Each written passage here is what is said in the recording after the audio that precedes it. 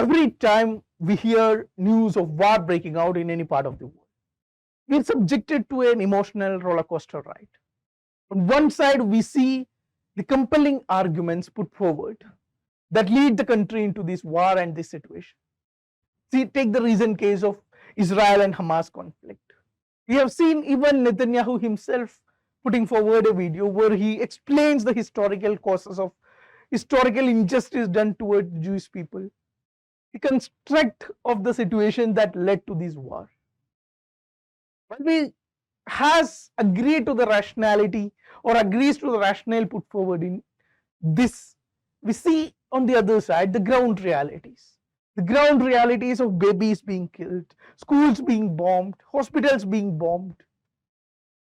Even just a couple of months of this Israel and Hamas war, we have seen more than 12,000 civilians casualties. Years and nearly 2 years of Ukraine-Russia crisis, we have only 5,000 civilians losing their lives. So all these construct lead us to question our ethical footing.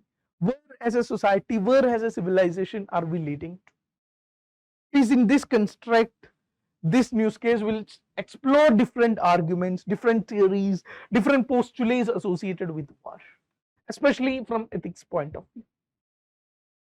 Let's get started. Let's start with a meta-ethicist point of view. What a meta-ethicist will look into. The core interest of meta-ethicist is in understanding what exactly right or what exactly wrong is. When we say something is right, why it is right, or what exactly is the nature of righteousness or wrongfulness. Here in this construct, a meta-ethicist will be looking at what fundamentally war is and answering the fundamental nature of war. We have here thinkers, scholars, professors divided in two major schools of thought. The first school of thought is war conservatives or war realists. They believe that war is inevitable and a part of human nature. Take the example. What you study in history, take NCERT books and go through these NCERT books. Major part of the NCERT book is about the history of wars, history of kingdoms, wars that brought in some kingdom, or wars that led to the destruction of certain kingdom. At the end of the day, history of humanity we are relating with the history of war. War is something that is unavoidable to human nature. Whether it is as an individual or whether it is as a collective, that is as a state, the argument is war is inevitable. That is the idea put forward by war conservatives. On the other hand, we have war abolitionists.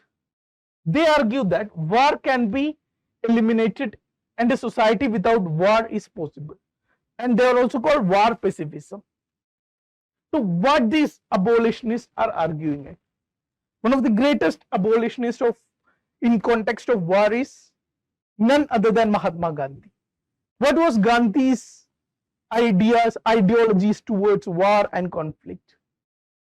Even when the freedom struggle, where there is considerable gap between the two parties in struggle, you have a set of mass of people who have no real access to modern technology, weapons, capital, or any such resources.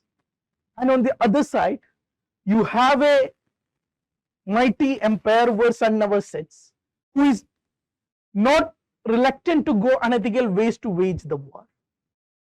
It is in this construct, Gandhi put forward the idea of non-violence, ahimsa, the importance of being ethical.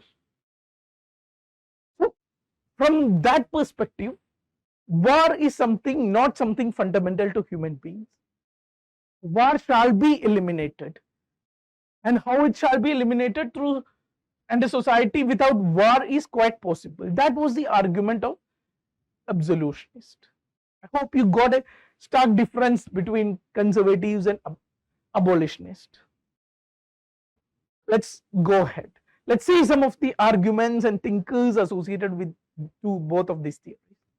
First theory, that is the conservatives. War as an inevitable part of human condition. One of the most important propounder of this is none other than Plato. In his Republic, preparation for war is an inherent aspect of human society. See, we as a society, we as a country is a country that have inherited Gandhian values.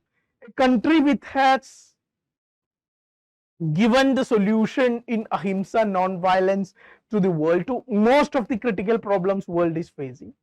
Still, as a country, it doesn't mean military has no utility. It doesn't mean you should not build your armories and weaponaries.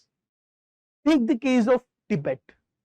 Why Tibet too easily fallen into the hands of China? One major reason was the massive military differences between China and Tibet. Tibet was having literally no investment in military defense, all these kind of activities. And you can see China was spark, in a matter of spark, China has conquered Tibet.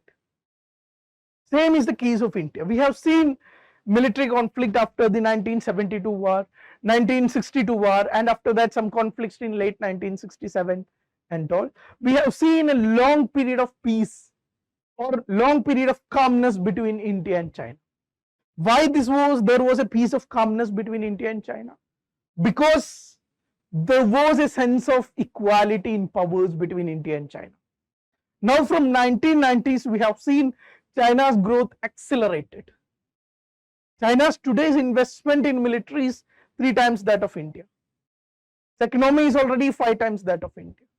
So in this construct, the difference between the military gap between India and China, that is what we reflect in our borders. In Ladakh borders, in northeastern frontiers, we can see China is flexing its arms. China is showing its strength. Why China is showing its strength? It comes from strength of military. Now, what Plato is arguing is, it doesn't matter whether you aspire peace or whether you doesn't like war to whatever extent, but military or preparation for war does has its utility. If you don't do it, you are doomed to fail. Let's see the arguments of another thinker, Leviathan by Thomas Hobbes, the book Leviathan by Thomas Hobbes. He points out that humans in their natural state exist in a perpetual conflict, a war against all.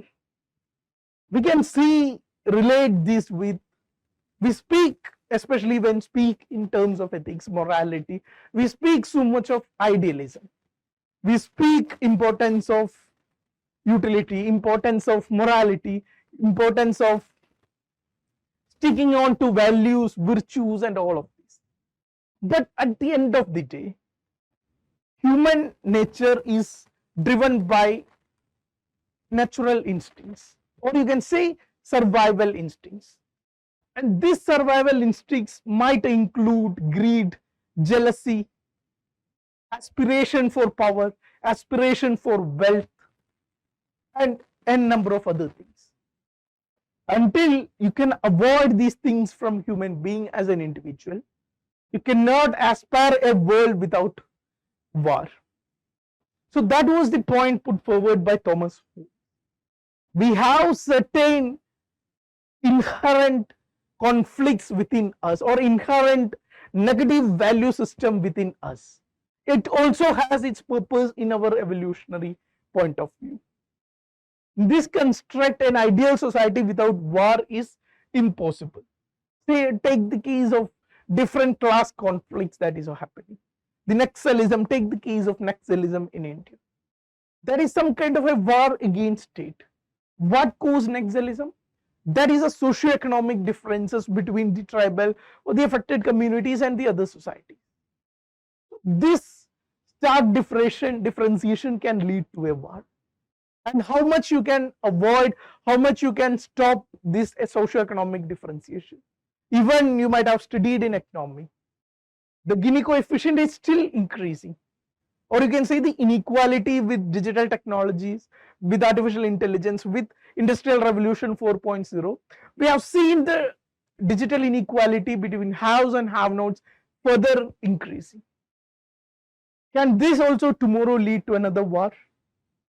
Let's take another example. Karl von Clausewitz. War is a continuation of politics by other means. Take the case of continuing conflict between India and Pakistan. We have a political dispute over a piece of land, over Jammu and Kashmir, or the areas like the Pak-occupied Kashmir. Now, this political conflict is leading to all kind of wars, and this political conflicts is leading to non-ending micro and other complete war between the two states. So war is nothing but politics which use weaponry, which use power in an aggressive manner. These are some of the inherent arguments which supports the major argument that war is somehow inevitable part of human condition. Let's see some of the arguments on the other side of this spectrum. That is, war as an abnormal state that can be eradicated. One of the major earlier proponents of this is Jean-Jacques Rousseau. What Rousseau is saying? He believed in inherent goodness of man and argued that societal constructs lead to war which can be eradicated through social reform. So this, we have studied this when we study about the social contract. The idea of the state of nature put forward by Thomas Hobbes is completely different from the state of nature put forward by Rousseau. What Rousseau is saying, we or human beings inherently are good beings. They aspire peace. They aspire in unity. But what happens is the corruption by the society. Corruption gives the teachings of state, the idea of state, the idea of patriotism, the idea of nationality, the idea of regionalism, the idea of religion. The divide between people is created by the society. It is not something that is inherent to the individual being. That was the argument put forward by Rousseau. And what is the other argument? That is put forward by a major scholar, Bertrand Russell. He advocated for rationality and international cooperation as a means to avoid war, believing in resolving conflicts through dialogue and mutual understanding. So this is, you can relate with United Nations, you can relate with modern diplomatic practices. So what he put forward is, see, one of the major arguments in inevitability of the war is, in today's geopolitical construct, war or state is the highest authority. There is no authority that can stop a state from doing anything. Even India as a country, we subscribe to different treaties, different organizations, like United Nations organizations, like UNESCO, like different organizations. But this doesn't compromise state sovereignty to take any decision. Till now, every country is guided by this principle. When state is sovereign, how can an international law that come above the state and dictate terms to the state? So this is the counter argument to what Bertrand Russell is propounding. But what he is saying is, there can be a reason, rationality can be a reason for having an international cooperation or having an international law that can even guide state into ethical decision making or peace or anything. Two arguments you can see here. The United Nations, the League of Nations, all the other anti-war groupings, NPT, the proliferation treaties we see around, all these have basis in this. That is the ability of state to come together based on some reason and form an international law or international cooperation system. On the other hand, when major conflict occurred, often, when Russia attacked Ukraine or when US attacked Iraq, we see or we perceive complete failure of all these international legal systems. We have seen the international legal system failing, United Nations articles and articles are written on the failure or the inability of United Nations, especially in conflicts where major powers are included, especially when major powers' interests are at stake. For example, the case of Syria. Why the civil war within the Syria is not at all ending? Because US, Russia, these countries have a stake in the civil war in Russia.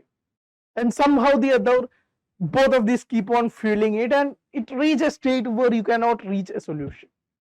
And you cannot see United Nations except in some war repair measures or some humanitarian activities going.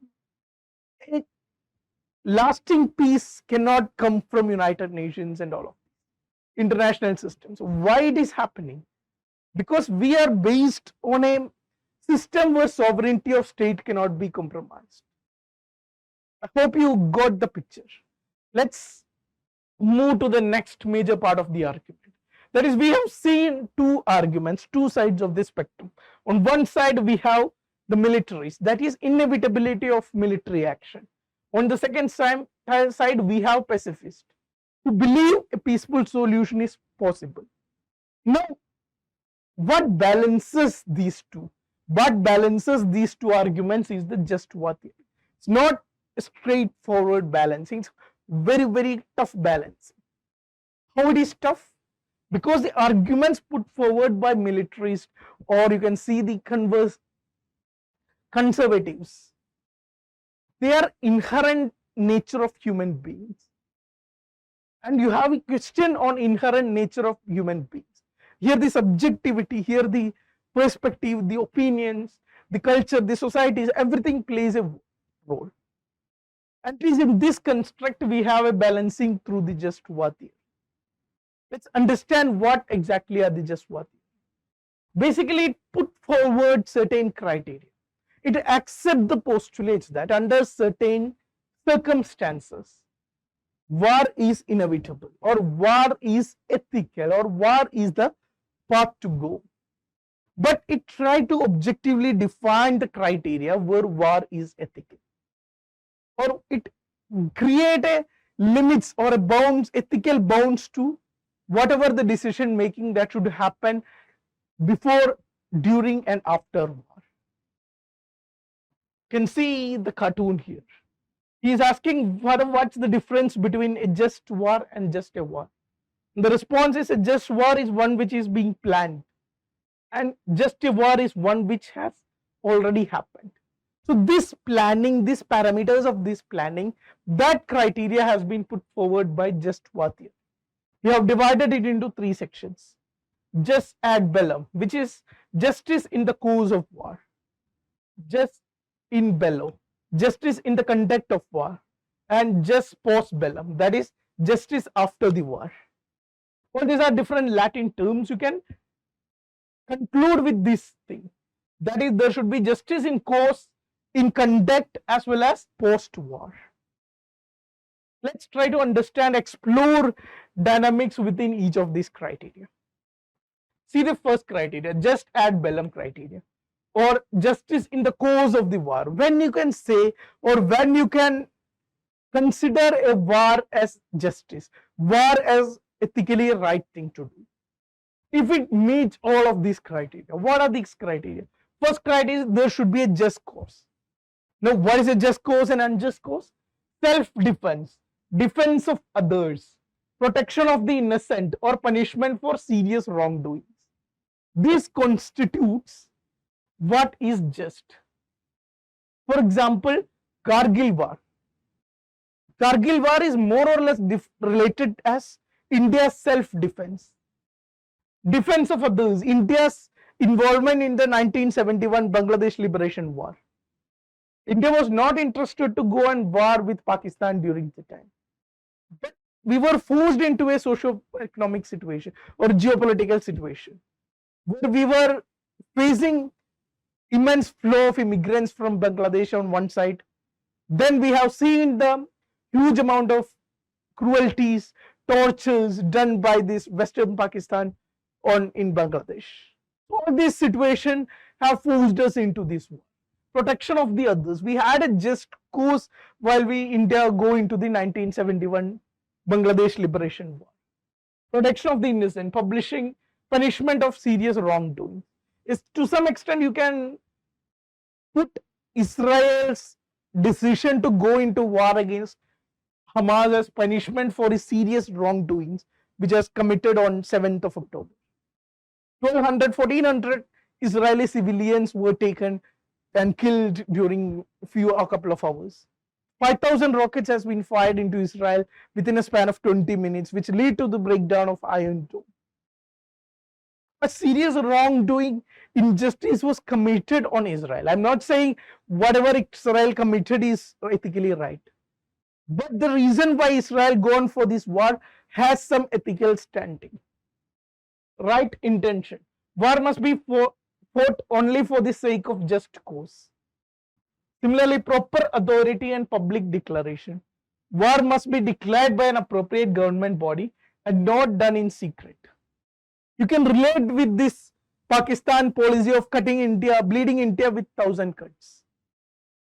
When Pakistan is implementing this policy, it is not the state of Pakistan that is creating harm to India or leading some kind of illegitimate war with India. It is the terrorist groupings. It is different terrorist organization which is funded, which is trained, which is supported by ISI, Pakistan's intelligence and Pakistan military and all other establishment is Pakistan. These fringe groups are creating problems for India. These fringe groups are attacking India. And what happens after the attack? Pakistan will not be ready to take the responsibility. So these kind of attacks is against the principles of just war theory. It should be last resort. All other peaceful alternatives must be exhausted. This was one of the major arguments put against Russia when it attacked Ukraine. All other legal diplomatic arguments, diplomatic channels that has not been explored. Russia was more eager to go into war and settle the matter rather than exploring a sustainable solutions in this. Many of the arguments even Russia put forward for going into the war has been proven as wrong, as lies. So you can see the intensity, the political motivations in going war by some countries. Probability of success. There should be a reasonable chance of success to justify the war. This was something I believe Hamas or these fringe groupings which represents Palestinian cause has gone wrong. See, fighting against Israel Defense Forces, IDF, that is not in itself, cannot be, whatever is your cause established through terrorism, cannot be established through one fringe attacks like this. Proportionality. The overall good achieved by war should outweigh the evil, considering both sides' losses. See, when a war happens, giving due respect to all human rights perspectives, there will be casualties of civilians. There will be casualties, there will be suffering to civilian people, there is inevitable. But is it proportional? What we have seen in Palestine is more associated with a massacre. That is why there is so much hatred against what Israel army has conducted in Palestine. Killing 12,000 civilians in a couple of months, that is war crimes pushed to beyond boundaries. The action took by Israel has no limits, no ethical basis. It was out of proportion to the damage. You cannot relate whatever the losses created. You cannot play a game of numbers when you are doing with war casualties. So these are different arguments in cause of war, to have justice in cause of war, or just ad bellum criteria. Let's see some of the challenges to this. Intentionality and proportionality. Judging, I have already told, in today's geopolitical construct, highest sovereignty, highest autonomy is with the state. There is no established system which can dictate a state into something. State in today's system is sovereign body. So judging a country's intention or weighing universal goods, it will seem subjective and challenging. So we, in our comfort, we maybe in our biases, We can criticize, we may be sitting and criticizing Israel, or we may be sitting and criticizing some other groupings. But this is always subjective, this is always subjected to cultural strains, situational strains, and everything associated with this. Infinite diplomacy. We've already told that going into war should be a measure of last resort. But if diplomatic channels, diplomatic options, that is never going to, it's a never ending. Concept of last resort is questioned as there might always be a more diplomatic methods to explore. Defining grievous wrongdoings. No universal agreement or on what constitute grievous wrongdoing, leading to varying interpretations across countries. So we are a set of countries where there is no established definition of what is terrorism. India propounded there should be a accepted version, accepted definition of what constitutes terrorism. India is against the idea of good terrorism and bad terrorism. Despite India proposing this to United Nations in late 1990s, 2 decades, more than 2.5 decades have passed, and we have seen no progress on this. It is still being stuck down, or still not able to pass the United Nations General Assembly. We are a set of nations where even terrorism cannot be defined. How you can define war crime? How you can define genocide? How you can define other nuances associated with this? The ethical arguments or the challenges to just ad bellum or the just cause of war criteria is immense. Let's see some of the just in bello criteria or justice in the conduct of the war. What are these criteria? Weapons and prohibitions. That do not use such weapons which are prohibited, such as the chemical weapons or biological weapons and all. Similarly, non-combatant immunity. Innocent civilians should not be intentionally harmed. There will be laws of civilians, but intentional killing of civilians is not permissible. That is the principle you should keep in mind when leading the war. The idea of or the concept of proportionality. Avoiding excessive force beyond original just war objectives.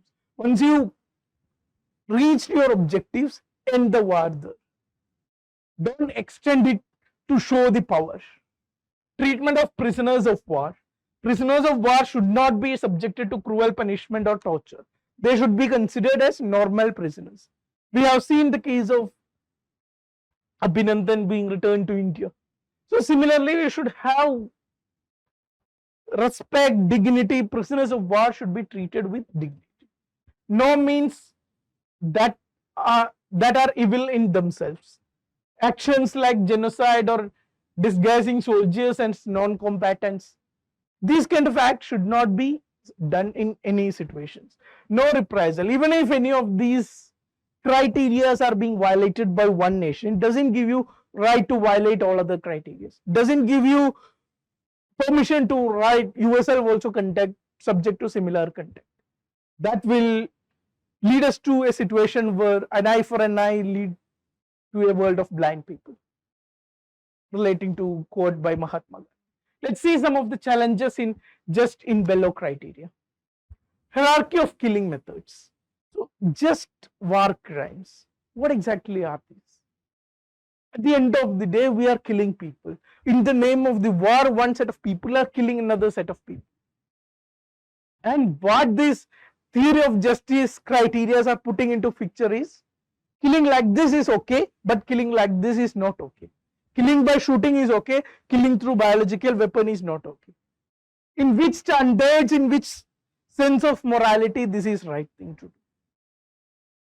Some methods of killing like the chemical weapons are deemed more unacceptable than the others. Similarly, identifying combatant versus non-combatants. The difficulty in differentiating terrorists from innocent civilians, especially in modern warfare. You have seen this case in Palestine happening. Hamas has been using its hospitals as their launch pads, schools as their launch pads. How can Israel army can pinpoint and attack Hamas in this situation? When an attack is launched, there will be casualties on the people. It is not feasible to go there and identify who is a terrorist and who is a civilian. So you speak in ideal perspective about non-combat impunity, but practically that is something that doesn't exist. Use of excessive force, like different methods which we prohibit, has its own some kind of merits associated with this. For example, use of excessive force for shock and awe. Whether it is permissible if this is a military tactic to demoralize the enemy. Or take torture. Prisoners should be subjected to torture. But why countries subject prisoner to torture? To get information out of him. What if this information is too much beneficial? What if this information bring in a sense of utilitarianism? What if the torture for information, the moral dilemma of using torture potentially can save a lot of lives? Killing as an evil act. Then we can connect it with the moral imperative of Immanuel Kant. What the idea is, despite whatever reason you give, killing by state or an individual or a society cannot be substantiated. It in itself is a wrongdoing. Similarly, reprisals and war crimes. The inconsistency in allowing wars as reprisals and war crimes. We don't have a legal system to implement these principles. We already spoken about the inevitability or powerlessness of United Nations, International Court of Justice and all these organizations. Let's go to the last part of it. That is just postbellum criteria or justice after war criteria. Proportionality and publicity. Settlements should be public and proportional to the original crimes, avoiding revenge-driven actions. We have seen where revenge-driven actions will lead us to. Post the First World War, we have this Treaty of Versailles. Treaty of Versailles in itself, derogatory treaty or derogatory provisions imposed on Germany. And Germany was subjected to all kind of complete demilitarization, extreme taxes to collect all the losses associated with this war. Germany was subjected to too much of revengeful treaty provisions. Does this give us long-lasting peace? We have ended up within 2 decades. We have ended up in a situation which led to a war at much larger scale, much larger suffering. So, post-war revenge should not be your motive or guiding force. Rights vindication, crimes that led to war should be addressed and remedied. If terrorism is what led to crime, then terrorism should be addressed post-war crisis.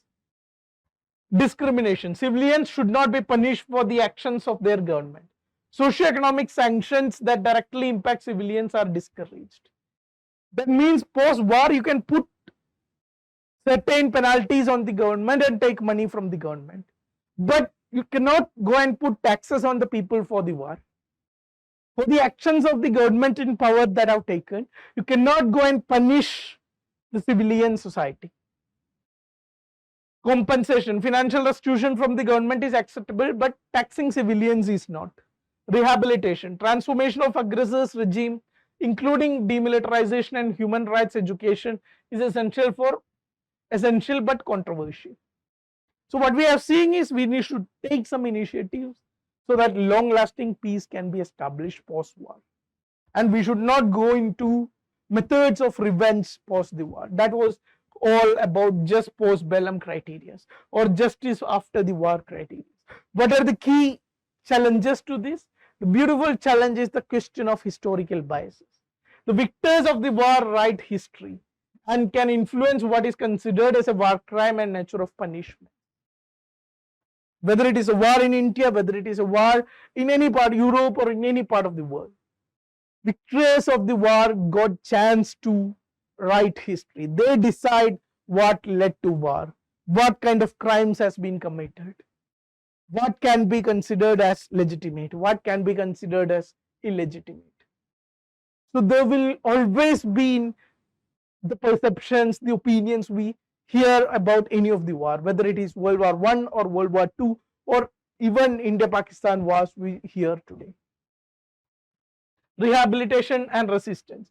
There may be resistance from losing country against changes imposed by victors, especially regarding government transformation. We have seen this US doing in Iraq. Despite the war is over, US is still maintaining the army in Iraq for a long period of time, just to support the government, just to make sure that a government of XYZ criteria is established in place. These kind of actions can be told as necessary, but it is never going to bring long-lasting peace. Objective international role for international community. The role of an impartial international community is crucial, but not always present in enforcing post-war justice. We have seen the case in Sri Lanka.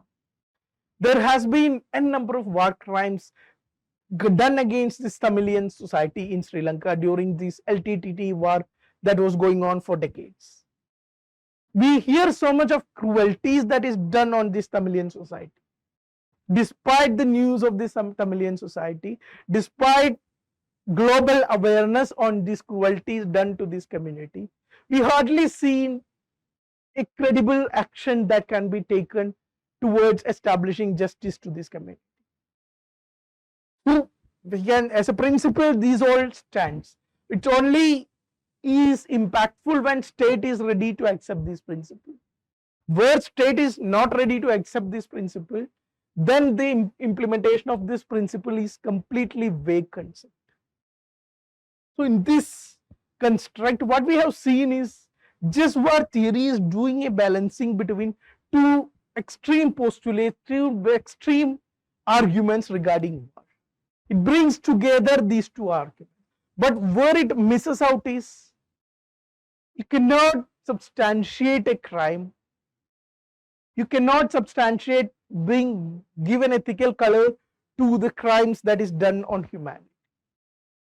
And it is in this construct we see the increasing arguments, increasing stances towards realpolitik. You see India supporting Russia, India supporting Russia, India not voting against Russia during the Russia-Ukraine crisis. You even seen India not condemning Israel for its crimes that is committed on Palestine. Despite India being supportive of two-nation theory or the Palestinian cause, India has kept its distance from all this. We are going through a time where realpolitik is the master of roster. And we conclude this by war is the next piece. Whether it is preparing for the war or indulging in the war, we are into 21st century, we are going ahead. What we see in Ukraine or what we see as a conflict in Middle East, that is not one-off events. Wars of more nature, intensity, technology, space, all these aspects are going to be in place within a couple of decades. And accepting the truth that war is the new peace is the only way ahead. What's your ideas on this? That's all for now. Thank you so much.